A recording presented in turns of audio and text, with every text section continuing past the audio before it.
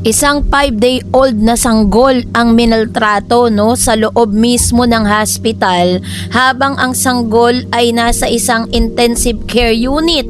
Naku po, kuhang-kuha po ito sa CCTV camera.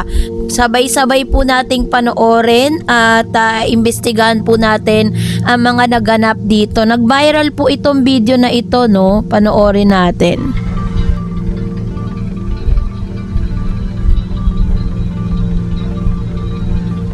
Kung makikita natin ay yan, kinuha po siya, Kinuha siya nung nurse, dun po sa kanyang dun po siya sa incubator, maaaring needs po ng special needs yung bata. So nakita niyo kung paano niya binatukan, kung paano yan, hinila niya. Alam niyo, ang dami nang gigigil sa video na to eh. Grabe yung ginawa niya kasi parang meron, grabe ay, Diyos ko po. Kung kayo po yung nanay nito, baka ewan ko na lang kung ano pong gawin ninyo sa nurse na to. Ayan ilang beses niya pong tinusok yung baby, hindi niya makuha yung ugat kasi nga napakabata pa nung baby, 'di ba? Kawawa yung baby. Diyos ko, parang gusto mo ng suguop, sinampal-sampal niya pa. Ganon katindi ang ginawa niya. So, talagang umani po ito ng sobra-sobrang reaction mula sa mga netizen.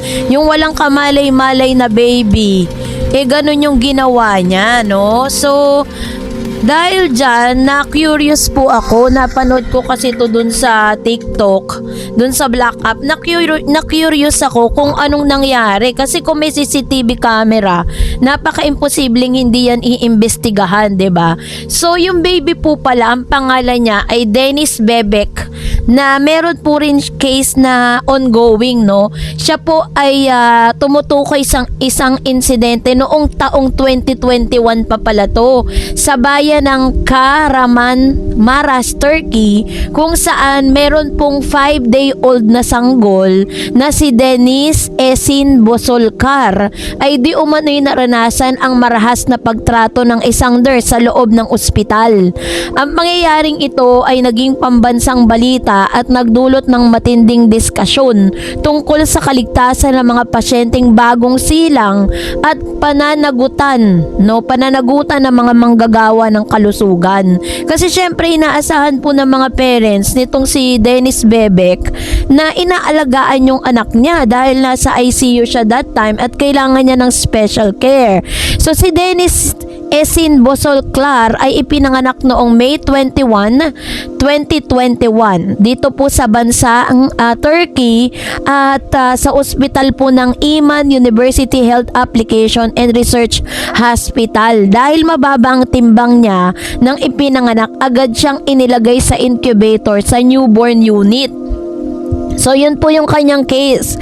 Kailangan niya magpa-incubator dahil medyo magaan, hindi po akma dun po sa kanyang age or dun po sa maturity ng isang bata. Kaya po in-incubate siya. So, noong May 26, 2021, 5 araw matapos maisilang, sinubukan ng isang nurse na si Hazel Derrick B na kumuha ng dugo mula kay Dennis. Ayon sa mga playback ng seguridad, ginawa ito ng halos 14 minutes na sinasabing habang ginagawa ito, ipinapalo niya ang ulo ng sanggol, hinihila at pinipisil ang kanyang binti.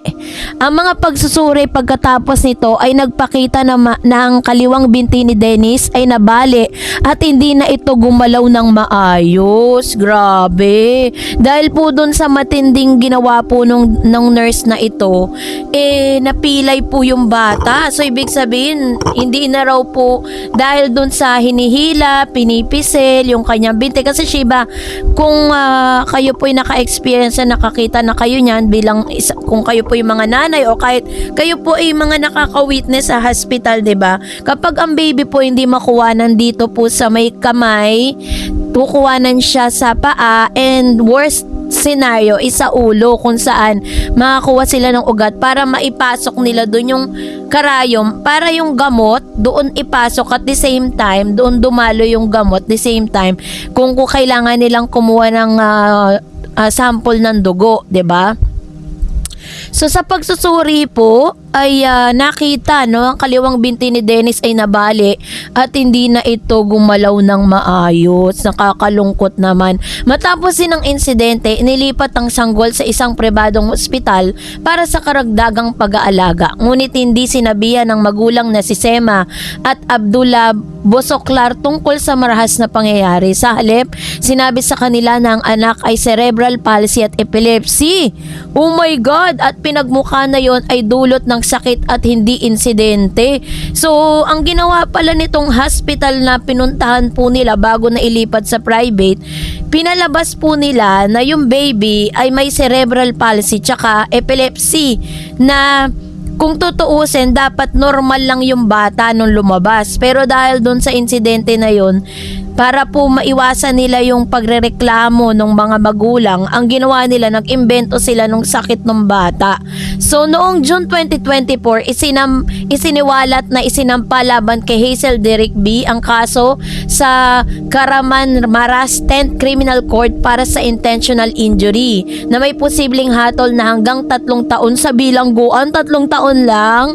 Ang mga pag-uusap ng abogado ng pamilya na sina Said Bolat at nagsabi na hindi lamang simpleng pagkakamali ang nangyari kundi marahas at sadyang pananakit batay sa footage. Hanggang ngayon ay patuloy pa rin ang paglilitis at maraming mamamayan sa Turkey ang naghihintay ng mas malalim na paglilinaw kung paano napabayaang mangyari ang ganitong pangyayari sa loob ng isang ospital. So dahil po sa nasabing insidente, si Dennis Esin ay lumaki na may physical at mental na kapansanan. Ano ba yan? Ang pamilya na sa simula ay naniwala na yon ay dahil sa sakit na ipinanganak ang kanilang anak, ay napilitang harapin ang katotohanang ito ay maaaring dulot ng pang-aabuso.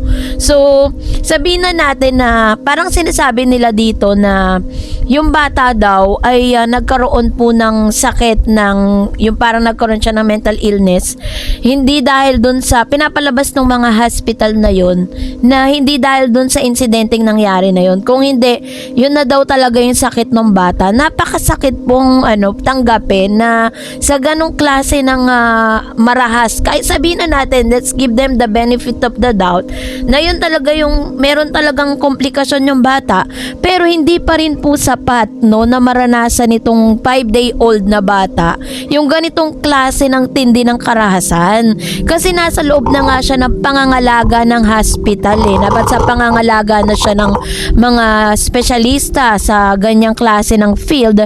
Pero bakit nakaranas pa siya ng ganito? So dahil po dito, syempre malungkot po yung pamilya niya, no? Ano nga ba ang nagpapasakit sa kaso? Tagal ng pagtatago ng impormasyon. 3 taon bago ipaalam sa pamilya ang tunay na nangyari. Grabe, ibig sabihin 3 years old na yung bata, tsaka pa lang nila nalaman na ginanon yung anak nila. So ibig sabihin pala is nung the moment na sinabi sa kanila na may sakit yung bata, may epilepsy at may cerebral palsy, is that pinaabot pa nila ng 3 years bago na ipakita yung footages, no? So, paglabag sa tiwala ng mga magulang, hindi agad sinabi ang pangyayari noon pa man. Legal at etika ng mga tanong, paano na pahintulutan ang sinasabing marahas sa pagtrato sa isang bagong silang na sanggol, patuloy ang usapin tungkol sa pananagutan ng usapin at mga tauhan nito. Ang Dennis Bebek case ay isang mabangis at nakakabagabag na kaso, no, na nagbukas ng mahalagang tanong tungkol sa kalagayan ng mga newborn sa mga ospital at kung paano dapat proteksyonan ang mga bata laban sa anumang uri ng pang-abuso. Ito rin ay patunay kung gaano kahalaga ang kalinisan, transparency at pananagutan sa sistemang pangkalusugan upang maiwasan ang ganitong trahedya. We do not know kung ano na po yung kalagayan ngayon ni Dennis Bebek, pero base po dun sa report is inilaban ng mga magulang ni Dennis Bebek na makuha makuha nila yung justice para sa kanilang anak. At the same time, humingi din po sila ng parang pang-suporta, no, para dun sa sakit na meron po yung kanilang anak. Kasi possible din naman kasi na parang dahil po dun sa mga ganong klase ng karahasan, hindi po deserve din nung bata yun, hindi deserve nung sanggol yun, ano. Grabe po yung nangyari na yan. Kaya nung napanood ko to, sobrang gigil na gigil talaga ako kasi hindi naman deserve ng bata na maranasan yung ganong klase ng karahasan. So sana makuha po ni Dennis Bebek yung kanyang